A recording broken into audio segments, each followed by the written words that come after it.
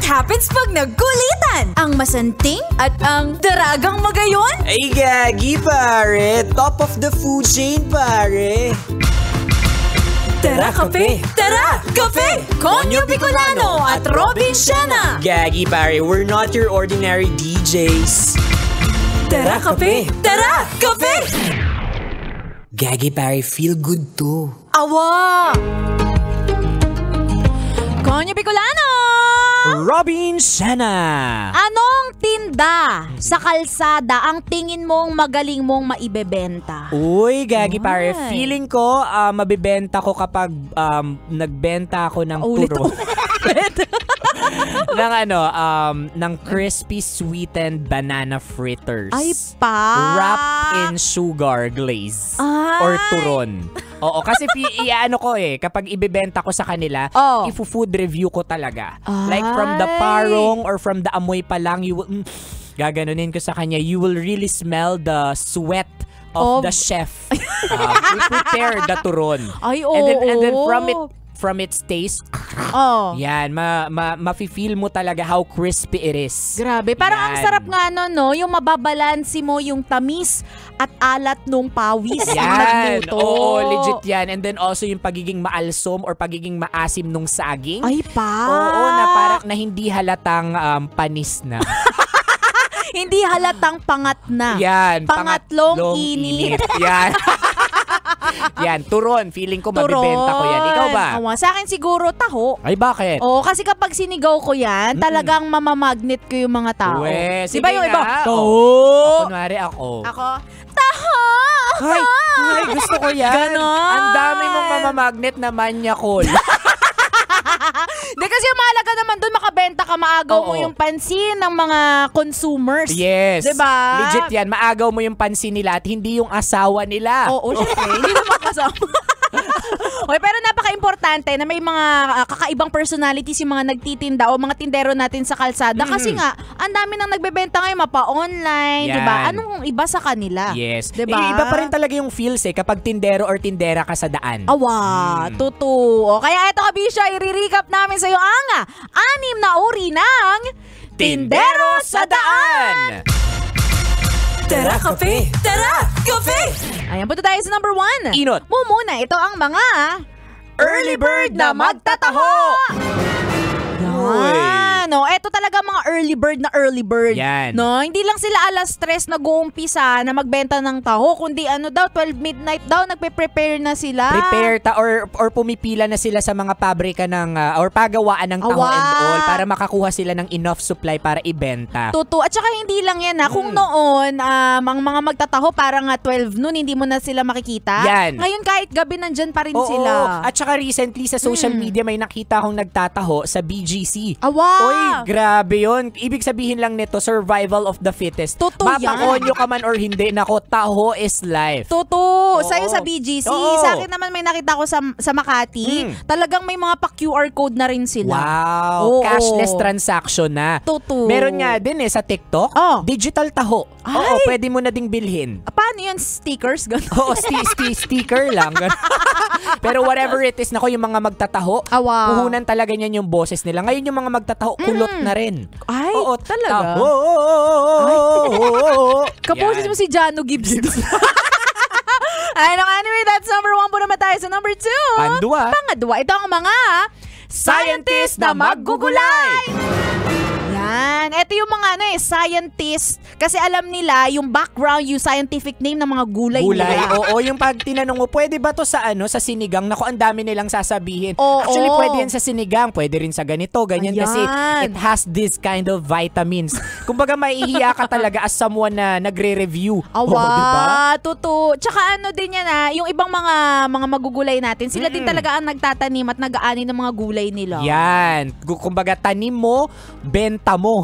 Kain ko. Kaya wag na natin tinatawad yung mga ganun, I would say. Oo, no? call out to sa nanay ko Nanay ko yung lakas tumawad sa mga nagbebenta ng gulay, ng isda. Di ba kapag ganyan, supportahan mo na, late na lang ng tubo nila Legit, gagi par, tsaka yung mga nanay natin kung tumawad, 70% off. Kaya nga. Ay, naku, mga nanay talaga. No? Subukan yung tumawad sa mga grocery supermarket kasi yan yung mga malaking magpatong talaga. Yan, di nga tayo tumatawa dun kasi bawal, fixed price may na, barcodes, diba? Yun siguro, dapat mag-barcode na rin yung mga tindera sa talipapa. Ay, legit yan. I can't wait. Oo. Yan. We support you. Anyway, that's number 2 po naman tayo. So number 3. Pangatlo. Ito ang mga friendly na magfi-fishball.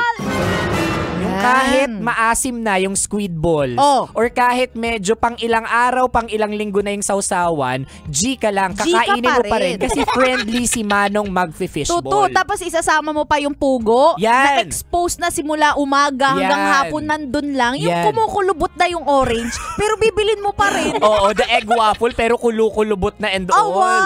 Tapos kapag sinabi ko yan dati sa isang vendor ng squid balls, ng magfi-fishball, ay bakit po kulukulubot na yung ano ninyo, yung egg waffle ninyo, yung kwek-kwek ninyo. But sinagot ako nung magve-vendor, that's what you call diversity. Ay pa. Diba? Hindi ibig sabihin, kulubot ka na, hindi ka na pwedeng tangkilikin. Ay, pwede may pa rin. asim pa yan. Ayun. Ay, nung tinikman ko, maasim talaga.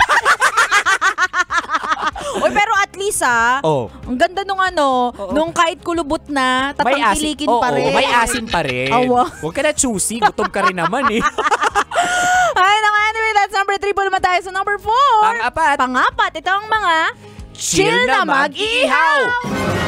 Yan. I would say ito yung pinaka-amaze talaga ako sa lahat ng mga nagtitinda sa daan. Bakit naman? Kasi syempre kapag nag-iihaw ka, mag-isa ka lang, ikaw yung nagluluto, ikaw yung nagko-compute, ikaw yung accountant, tapos sabay-sabay dudumog yan At syempre kapag sa ihawan, hindi lang naman isa i-order mo. Ang dami niyan. Merong, isa nga pong Betamax, isa pong tenga ng baboy, isang bituka ng manok, pero na-memorize nila. Take note, meron may mga special request. Pwede po bang yung kalahati ng isa, yung 1/4 ng isaw tutong, tapos yung kalahati naman medyo hilaw, tapos yung isa boiled. Ayan. Yan, na-memorize nila yung mga Ano yun, hot pot?